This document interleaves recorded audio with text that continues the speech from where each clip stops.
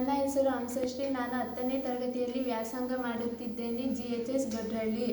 ಇಂದು ನಾವು ಆಮ್ಲ ಮತ್ತು ಪ್ರತ್ಯಾಮ್ಲಗಳ ಲಕ್ಷಣವನ್ನು ಒಂದು ಚಟುವಟಿಕೆಯ ಮೂಲಕ ತಿಳಿದುಕೊಳ್ಳೋಣ. ಇದು ಹೈಡ್ರೋಕ್ಲೋರಿಕ್ ಆಮ್ಲ, ಇದು ಆಮ್ಲಕ್ಕೆ ಉದಾಹರಣೆ.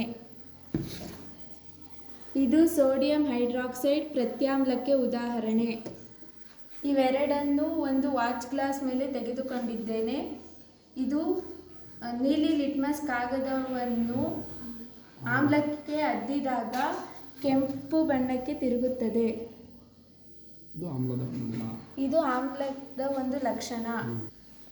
ಈಗ ಪ್ರತ್ಯಾಮ್ಲದ ಒಂದು ಲಕ್ಷಣವನ್ನು ತಿಳಿದುಕೊಳ್ಳೋಣ. ಕೆಂಪು ಲಿಟ್ಮಸ್ ಕಾಗದವನ್ನು ಪ್ರತ್ಯಾಮ್ಲಕ್ಕೆ ಅದ್ದಿದಾಗ ನೀಲಿ ಬಣ್ಣಕ್ಕೆ ಬದಲಾಗುತ್ತದೆ. ಇದು ಪ್ರತ್ಯಾಮ್ಲಕ್ಕೆ ಉದಾಹರಣೆ. ಧನ್ಯವಾದಗಳು.